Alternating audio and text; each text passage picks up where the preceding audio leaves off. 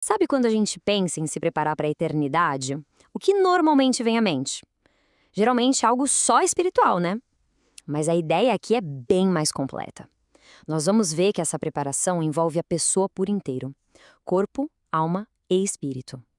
É uma jornada completa, com destino lá no céu. Olha só que versículo poderoso para começar. Filipenses define logo de cara a nossa identidade. É como se dissesse: Ei, o seu passaporte não é daqui. Pensa bem.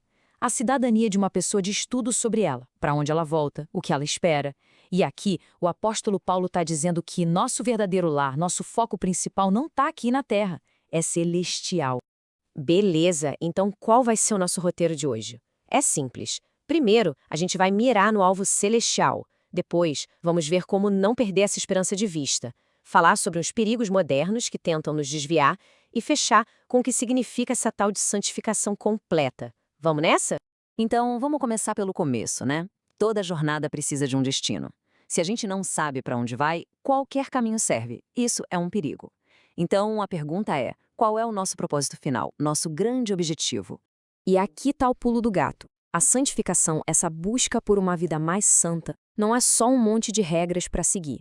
Pensa assim, é a esperança no futuro, o desejo pela eternidade com Deus que funciona como combustível. É essa esperança que a gente chama de escatológica, que dá sentido e força para viver de um jeito diferente hoje. É o grande porquê que move o nosso como. Essa definição aqui é fantástica. Pecado como errar o alvo. Imagina um arqueiro. O alvo dele é o centro. Se ele acerta a árvore do lado, ele errou o alvo. A ideia é que nosso alvo é a eternidade com Deus.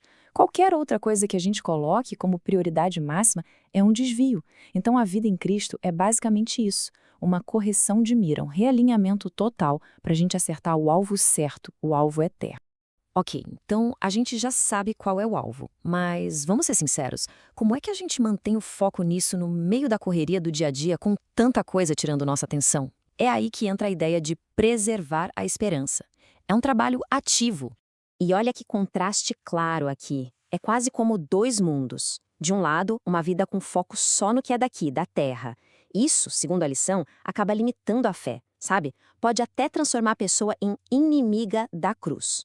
Agora, do outro lado, tem a visão celestial. Essa muda tudo. A identidade passa a ser de cidadão dos céus, e isso cria uma expectativa, uma espera ansiosa pelo Salvador e pela transformação que está por vir. Nossa, e essa frase do apóstolo Paulo é pesada, né? Mas é muito direta. Ele está basicamente dizendo, olha, se toda a nossa esperança em Cristo for só para resolver as coisas desta vida, a gente está no caminho errado. Na verdade, seríamos os mais dignos de pena de todos. É um alerta bem forte sobre a importância de ter uma perspectiva eterna. Agora, vamos entrar num terreno um pouco mais complexo. Se o alvo é claro, quais são as placas de desvio que aparecem no caminho? A lição aponta para algumas ideias e teologias modernas que podem ser verdadeiras armadilhas, distrações espirituais. E a pergunta que fica é essa: que desvios são esses? O que anda por aí hoje em dia que pode, sabe, minar a nossa fé e apagar aquela chama da esperança na volta de Cristo? E a lista é interessante. A gente vê aqui um cristianismo que vira só ativismo social e político. Tem também aqueles discursos que criticam tudo e esquecem da fé simples. A famosa teologia da prosperidade, que basicamente troca a esperança do céu por riqueza aqui na terra. Até mesmo uma mentalidade de vamos curtir a vida porque amanhã tudo acaba. O ponto em comum de tudo isso é sempre a mesma coisa. O foco sai do eterno e vem pro agora, pro imediato. E aqui está o resumo do problema. O texto argumenta que quando a gente perde aquele senso de urgência, aquela expectativa de que Jesus pode voltar a qualquer momento, bom, aí a santificação perde o valor. Perde o sentido, sabe? Por que se esforçar tanto por algo que parece tão distante? Certo, a gente já falou do alvo, da esperança, dos perigos, mas e na prática? Como isso funciona no nosso dia a dia? A resposta que a lição traz é essa aqui. A santificação precisa ser completa. Ela tem que pegar o nosso ser por inteiro. E essa passagem de Tessalonicenses é a base de tudo. Presta atenção nos detalhes. Em tudo. E todo o vosso espírito, e alma, e corpo. Não dá para ser mais claro que isso, né? A santificação não é só uma coisinha espiritual, isolada. É um processo que envolve a pessoa inteira. A preparação tem que ser total.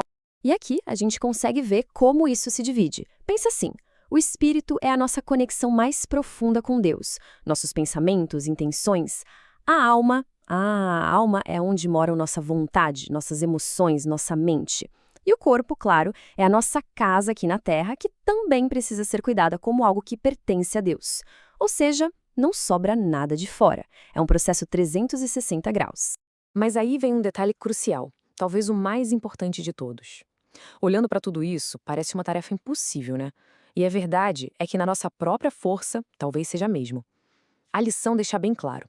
Essa santificação completa só é possível pela graça divina. É Deus quem capacita, quem dá a força para essa transformação. E assim a gente chega na reta final da nossa conversa de hoje.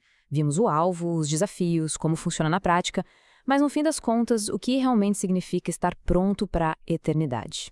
Acho que a grande mensagem é essa aqui. É ter uma identidade, digamos, dupla. A gente vive aqui, claro, trabalha, estuda, se relaciona, mas o nosso RG espiritual não é daqui. É entender que somos como peregrinos, sabe? Alguém que está só de passagem, com o coração e os olhos fixos no verdadeiro lar.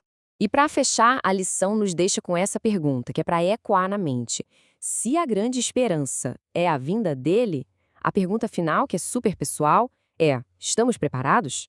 E essa é uma resposta que não está no slide, né? É uma reflexão que cada um leva para casa.